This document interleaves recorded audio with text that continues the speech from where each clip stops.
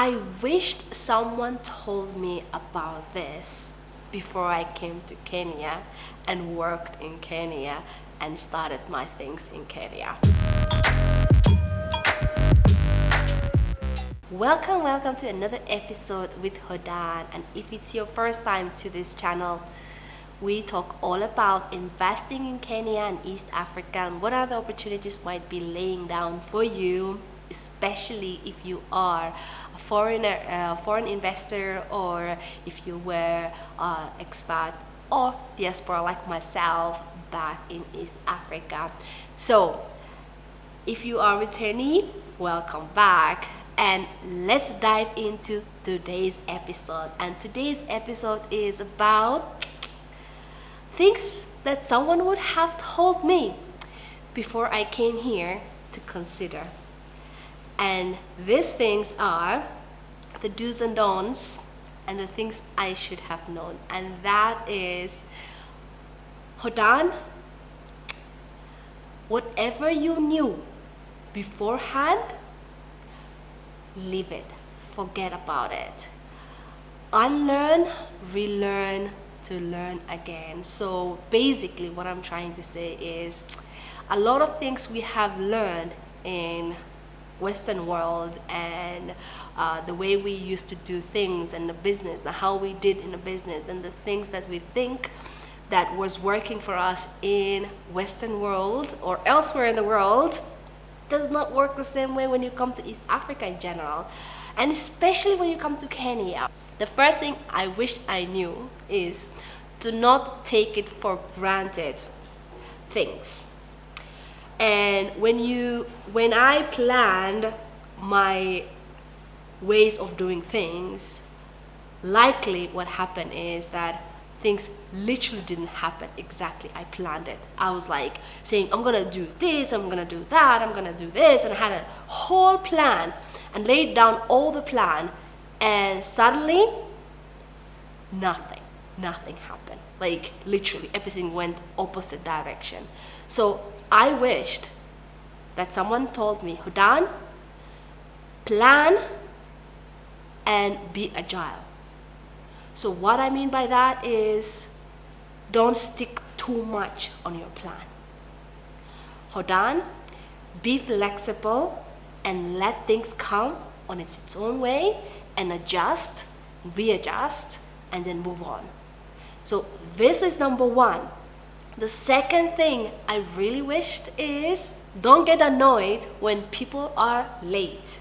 And when people have promised to do something and they haven't done it on time, and they haven't come on time, or they haven't done things on time, do not get annoyed. Take it easy, adjust. Time doesn't exist in Kenya, in Africa in general, for many reasons, and we are not talking that in this episode, in this video. But do not get annoyed when you schedule time and you say we're going to meet this time and someone doesn't show up. Don't get annoyed. But what you could do instead is set a buffer time. That's one. Second, what you could do is reach yourself when they are there, because no one actually get annoyed of the time late. So, but if you are important for you the time, set the time early, so at least you have the buffer time. Then when they show up, you are there.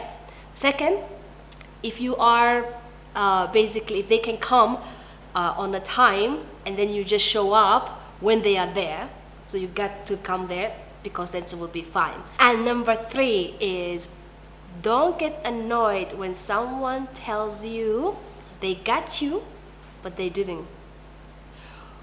A lot of time, Kenyans would say, yes, I understood. Yes, I got it. Yes, that's obvious. Yes. Yep. And then you're like, okay, good, see ya. Then they come back. Nothing has been done. Do not get annoyed. It is normal, because the best way you could do instead is basically make sure you clarify by asking questions if they understood it, and let them repeat it back to you.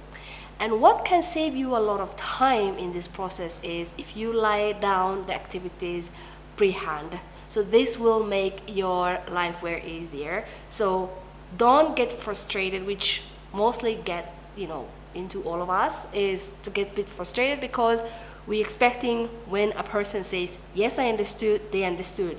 But unfortunately, it's just, it's the culture to not wanting to make you feel any different, or making you feel to repeating yourself. I don't know exactly why they're doing, but I feel it's a more of a cultural thing for respect of saying, yes, I understood, and they just taking it and go ahead. But to just help you and yourself, just make sure you clarify that they understood what you wanted them to do for you. So at least it becomes, so what I recommend to do instead is also put a list of action or list of to do, and then make sure that everything is having it to be done. Some cases it is easier just to lay down the activities for everyone to be on the same page. Number 4, do not rush in proceeding and making decisions in your business with others before you make sure every single thing is in place.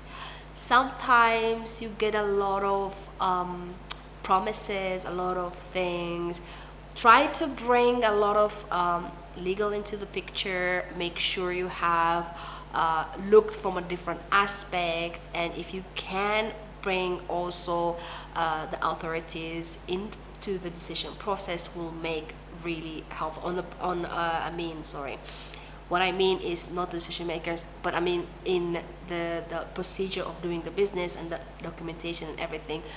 Don't take it slightly, what I'm trying to say, and make sure you do bring a lot of concentration into different legal aspect into it. So, long story short, don't rush with your procedures of doing the business in Kenya and making decisions in regards to different agreements and doing even if you're buying something or getting things done on the ground.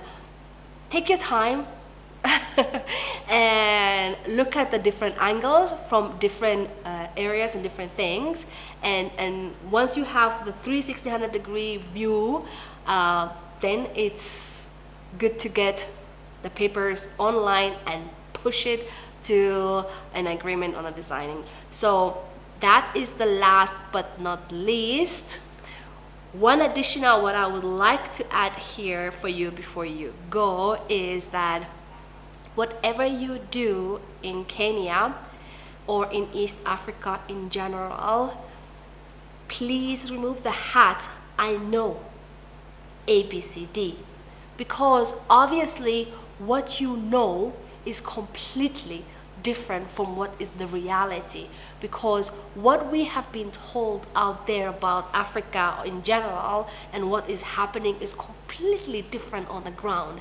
Things is done differently because of the culture, because of the way it has been done things. And if you want to understand more deeper on that, then you need to look at the history of how is the environment in Africa has been in general. There are stories that we have been not heard in past.